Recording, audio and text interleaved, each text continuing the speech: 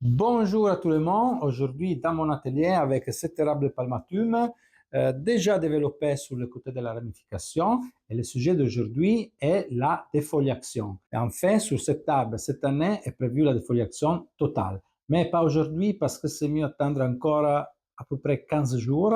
Aujourd'hui, on va répondre à des questions sur le côté de la théorie. Est-ce que je dois la faire tous les années? Est-ce que je dois la faire à toutes les étapes du développement esthétique? C'est mieux de la faire avant ou après, pendant le printemps? Qu'est-ce que cela signifie pour l'arbre en termes d'énergie? On cherche de répondre ensemble pendant la vidéo. Donc, bonne vision! Bonjour à tous les amis d'Inarte Bonsai, je suis Carmelo Bonanno, instructeur bonsai et propriétaire d'Inarte Bonsai. Aujourd'hui, je suis dans l'atelier parce qu'à l'extérieur, il pleut beaucoup et donc j'amène l'arbre avec moi, cet érable palmatume que vous connaissez déjà, je pense, parce que je fais au début, quand j'ouvris la chaîne, une vidéo sur cet arbre. Je vous laisse le lien ici en haut si vous voulez le regarder. Et à l'époque, l'arbre était sans feuillage et donc je préparais la ramification à la nouvelle saison. Maintenant, on est en pleine saison. L'arbre a bien travaillé pendant la première partie de saison. Et maintenant, je vais programmer la défoliation totale. Je ne toucherai pas aujourd'hui l'arbre. J'attendrai encore la fin du mois, début juin, un peu plus de chaleur en général pour effectuer la défoliation totale. Mais quand même, c'est important de bien connaître cette technique pour pouvoir faire la meilleure choix sur notre bonsaï. Et alors, quand on parle de défoliation, de quoi parle-t-on? Ben, du côté pratique est facile parce que le nom de la technique explique déjà ce que je dois faire. Enfin, il faut couper tout le feuillage de l'arbre, toutes les feuilles, en coupant sur les pétioles. Et je peux laisser une partie plus longue ou plus courte du pétiole, mais la chose la plus importante, c'est de ne pas toucher le nœud, donc le point où le pétiole sort.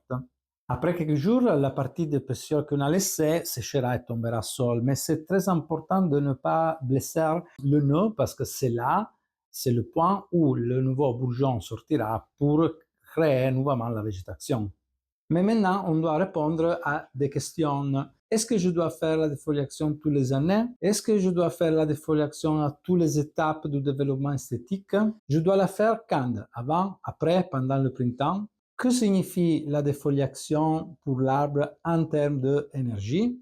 Je pense que si on commence par la dernière question, il deviendra plus facile de comprendre la réponse à les autres. On doit penser que quand on fait la défoliation pendant l'été, on va créer à nouveau les conditions qu'on avait en février. Donc, on a un arbre sans feuillage qui doit ouvrir des bourgeons. Si on pense que l'ouverture du printemps est le moment plus fort, c'est réellement une explosion d'énergie, on doit penser qu'on demande à l'arbre de faire la même opération 2 fois pendant la même saison.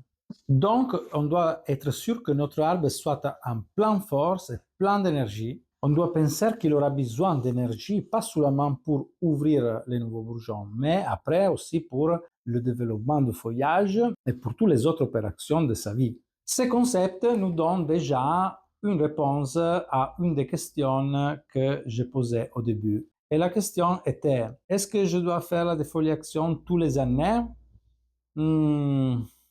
Alors, si on parle d'érable, non.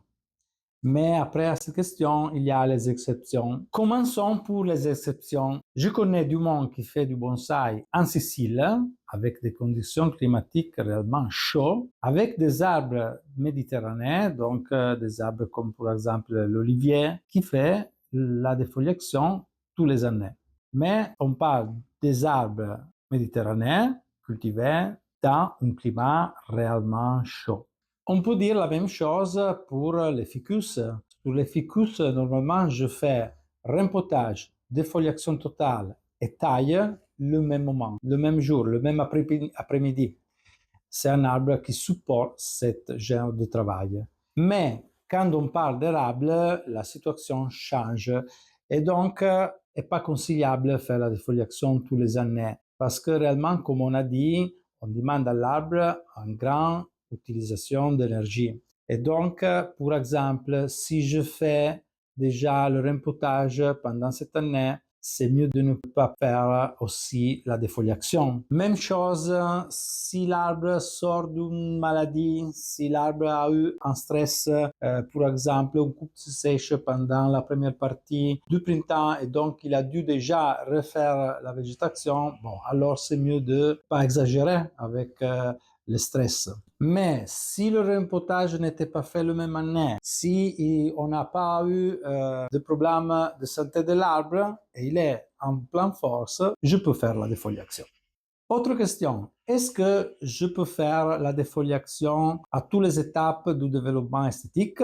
Ben, sur le côté de la santé de l'arbre, on doit prendre en considération les choses qu'on a déjà dit. Si je fais le repotage l'année passée, si je n'ai pas de problème avec l'arbre, oui, je peux le faire. Mais la question sur le côté esthétique, c'est est utile de la faire parce que pour bien répondre à cette question, on doit penser à l'objectif que j'ai quand je fais la défoliation. Quand je fais la défoliation, mon objectif est de compacter la masse végétative, d'obtenir un feuillage plus petit, d'obtenir des intraneux plus courts. Et il y a une grande différence entre l'ouverture des bourgeons de février et l'ouverture des bourgeons de juin. À février, on peut voir une ouverture très forte. Les branches allongent très vite. Les feuilles deviennent grandes très vite. Par contre, à juin, toutes les choses sont plus douces. C'est pour ça que est conseillable de faire la défoliation quand j'ai déjà rajouté un certain niveau de ramification, un certain niveau de développement esthétique. Cette chose me permet de continuer à densifier la ramification. Par contre, quand je suis dans la première phase de développement de l'arbre et donc je dois penser à créer des diamètres, à créer la ramification primaire et secondaire, alors c'est mieux laisser tiger un peu plus l'arbre et commencer à utiliser cette technique quand j'aurai obtenu déjà un certain niveau de ramification.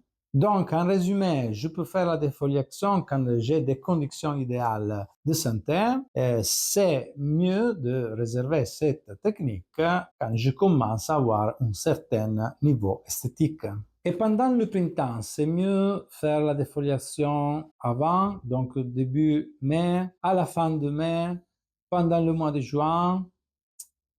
Ben, pour mieux comprendre ces concepts, je dois vous expliquer une chose. Pendant le mois de juin, on peut voir que la pousse des arbres commence à ralentir. Cette chose arrive parce que le mois de juin, c'est un moment où l'arbre commence à faire des choses. Entre ces choses, elle commence à créer de nouveaux bourgeons, à faire un deuxième bourgeonnement. Clairement, plus doux du premier, mais c'est autre moment de création de bourgeons. Et donc, avec la défoliation et avec d'autres techniques de coupe, je peux vraiment stimuler encore plus la création de bourgeons. C'est pour ça que utiliser les jours entre la fin de mai et les premiers 10 jours de juin, c'est optimal pour faire la défoliation. Et voilà, on a fait une petite discussion sur la défoliation des érables. Maintenant, cet arbre va à l'extérieur au jardin et je ferai la défoliation entre 15-20 jours, vers la fin du mois, début juin. Il sera l'occasion pour réaliser une nouvelle vidéo, pas seulement pour vous montrer la défoliation parce que là est facile, hein, je coupe les feuilles, mais pour vous montrer aussi comment je peux faire des interventions aussi sur la ramification juste après la coupe du feuillage et pour vous expliquer comment l'arbre réagira et comment je dois gérer le période après. Et pour aujourd'hui, c'est tout. Je vous rappelle, comme toujours, d'utiliser les commentaires en bas pour me faire savoir ce que vous pensez de mes vidéos, pour donner votre avis. Pour moi, c'est important. Et pour suggérer d'autres sujets pour les prochaines vidéos. Abonnez-vous à la chaîne si vous ne l'avez pas encore fait, parce que pour vous, c'est gratuit. Pour moi, c'est important. Et donc, rendez-vous aux prochaines vidéos. Ciao, ciao!